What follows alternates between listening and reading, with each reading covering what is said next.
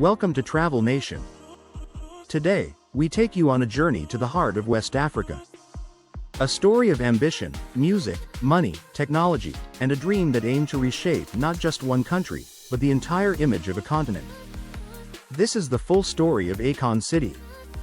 In 2018, international music icon Akon, whose real name is Allian Thiam, stood before cameras and announced something the world had never seen before: a futuristic city to be built in Senegal.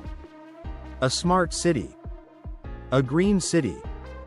A city that would run entirely on renewable energy and be powered by his own digital currency, Akoin. He wasn't joking. This was not a housing development. This wasn't a resort or a business district. Akon was talking about building a full-blown, technologically advanced, Pan-African utopia. Inspired by the fictional city of Wakanda from Black Panther, Akon's dream was to make that kind of self-sufficient, futuristic society a reality, for Africa, by Africa. And the world listened. He promised the city would be built on 2,000 acres of land, near a rural coastal village called Mbodi, about 100 kilometers south of Senegal's capital, Dakar. Akon said the city would cost $6 billion and would be developed in multiple phases over the course of 2.5 decades. Akon City would include everything: universities, hospitals, shopping centers, tech hubs, film studios, resorts, casinos, apartment towers, and even a private airport. Everything would be smart, sustainable, and interconnected. Even the waste management system would be cutting edge. More than that, the entire economy would be powered by Akoin, a cryptocurrency Akon claimed would liberate African people from unstable currencies and corrupt banking systems. He described it as a tool for financial freedom and digital sovereignty. To many across the diaspora, the idea wasn't just exciting, it was emotionally powerful. Here was a world-famous African son returning home, not just to give back, but to build. To leave a legacy that would change lives. In Senegal, locals welcomed the idea with open arms. For the villagers of Mbodi, a place where basic infrastructure like roads and electricity were limited, this project represented transformation. Jobs. Healthcare. Clean water. Schools. And most importantly, hope. The government responded quickly. Akon met with Senegalese President Macky Sall. The land was officially allocated.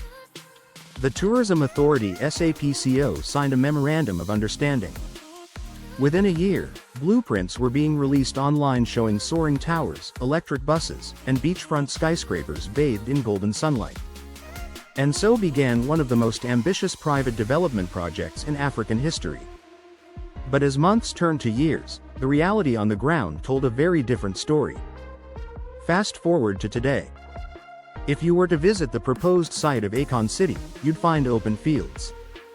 The occasional tree. A few footpaths. And one partially built concrete structure, the Welcome Center, the first building promised in Phase 1.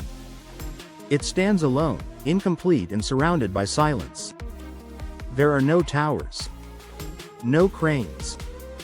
No crews. No city. Satellite images confirm what local journalists and visiting YouTubers have been reporting. The project has stalled, almost entirely. What happened? Well, the deeper you dig into Akon City, the more questions begin to surface. Questions about funding, planning, execution, and transparency. In the beginning, Akon claimed he had secured $4 billion in investments. But he never named the investors. No records were made public. No major construction firms came forward to confirm their involvement.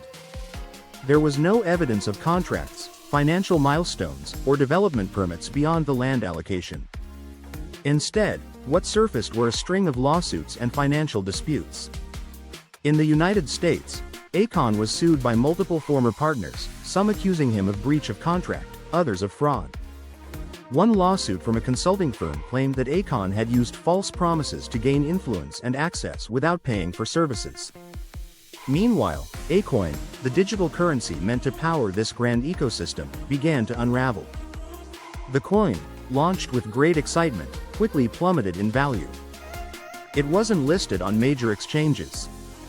Its wallet was unstable. And few businesses, even in Senegal, accepted it.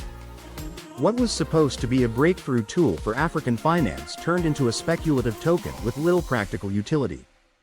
In Mbodine, frustration began to rise.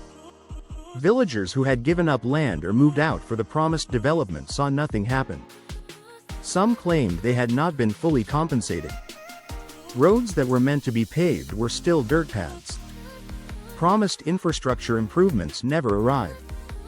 And then came the government's ultimatum.